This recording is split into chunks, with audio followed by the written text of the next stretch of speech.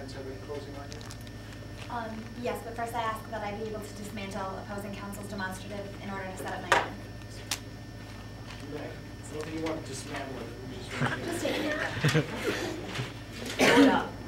Light it on fire. She's always using big words. You can dismantle his argument. It's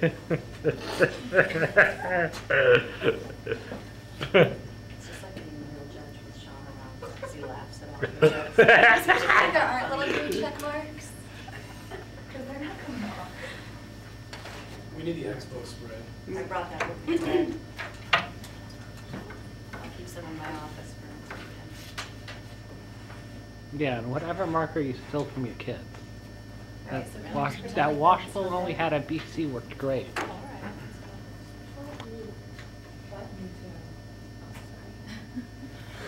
right. Go ahead. Ladies and gentlemen of the jury, members of the court, your honors. A judgment call. This is something news reporters and professionals are asked to make every single day. On the scene of a breaking news story, it is the people's right to know, and it is the media's responsibility and privilege to inform them.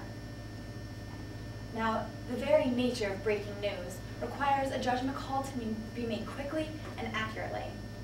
And on September 24th of 2006, Reagan Thomas was asked to make the biggest judgment call of his career. Now, as the judge will inform you, the plaintiff has the burden of proof today. They must prove to you that all 5 of these elements of libel by clear and convincing evidence. They must prove to you that each one of those is substantially more likely than not to have occurred. The defense submits to you that they can do nothing of the sort. Now, while we do not admit that they have proven any of these 5 elements, we would like to show you how impossible it would be for them to have proven 2 of them. I'd like to first direct your attention to element B. The statement is false. You heard today from Drew Walton, the plaintiff in this matter. You heard her say how she was practicing self-defense when she removed a semi-automatic weapon from her vehicle, turned the safety off, and approached a man, Lane Hamilton, who outwardly spoke against guns. He was known to fear them. Still, she pulled this weapon out of her vehicle and approached a man. She then told the court today that a look of sadness and acceptance came across his face, and that upon seeing the weapon, she calmed down and wanted to comfort this man. However, he became thoroughly and completely unwound. He took a weapon that he was supposedly afraid of, put it to his temple, and fired a shot? Ladies and gentlemen, we've talked a lot about common sense and judgment today. If you use your common sense, you can see that it just didn't happen like that.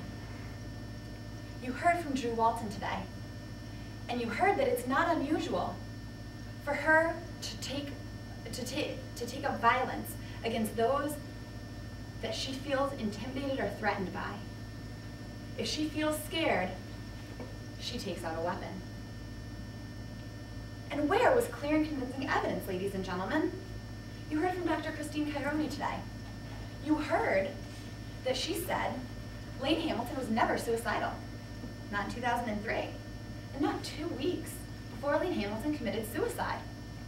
You also have the autopsy and evidence for you today. The doctors that put together that autopsy could not come to a positive conclusion as to whether Lane Hamilton committed suicide or homicide. That's not clear and convincing, ladies and gentlemen. Homicide and suicide are equally likely, not substantially more than likely. The plaintiff has not met their burden of proof and has not proven that the statement was false. I'd now like to direct your attention to element D. The statement is at fault for the publication. As the judge will instruct you, since Ms. Walton is a public figure, the responsibility of fault comes with the burden of actual malice. Actual malice means that either BNN knew that the statement was false and published it anyway, or they acted with a reckless disregard for the statement's possible falsity. You heard from Mr. Reagan Thomas this afternoon. He told you the meticulous and careful steps that he took in order to come to the conclusion. He interviewed all eyewitnesses and discounted those that were absolutely incredible. The plaintiff would like you to believe that by not listening to Casey French or Jan Patel or attending Drew Walton's press conference, that he was acting recklessly. We submit to you the exact opposite. You see, ladies and gentlemen, Casey French is an employee of Walton's. Her vantage point was, first of all, poor, in that she saw the entire event through a rearview mirror of an unlit parking lot, of an unlit car at night. She also happens to be on Walton's payroll, and if Miss Walton doesn't have a job in the morning, neither will Miss French. She is clearly biased in the matter and therefore cannot be listened to or cited. Furthermore, you heard from Jan Patel today. He told you how he lied to Reagan Thomas and said that he saw Lane Hamilton commit suicide when he never saw anything of the sort. It's also ironic that the plaintiff would like you to believe that Reagan Thomas acted recklessly when he only took 15 minutes to create this report. However, they would like us to include testimony from a man who wrote, as he told you today, assumption based on a 30-second lay observation. It doesn't make sense. Furthermore, Drew Walton is quite possibly the most biased witness out of them all. If Reagan Thomas attended that press conference, he would have been listening to the most biased source. As we heard from Riley Faith today, listening to biased sources means you are incredible. You must listen to those that are credible in order to retain your credibility.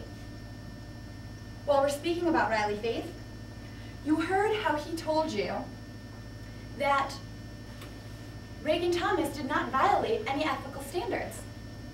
He used words that may have been inflammatory, but he also used words to negate those inflammatory statements, like so many questions, so few answers.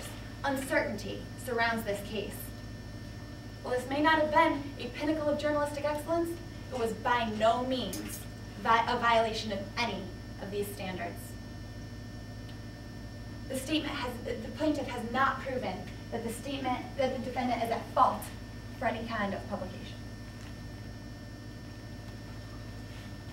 Ladies and gentlemen, your honors, Reagan Thomas was asked to make the biggest judgment call of his career on the night of September 24th, 2006. Today, you are asked to do the same. We ask that you are like our own Reagan Thomas and use your common sense and good judgment. After careful contemplation, we are positive that you will return with a verdict that finds in favor of BNN. Thank you.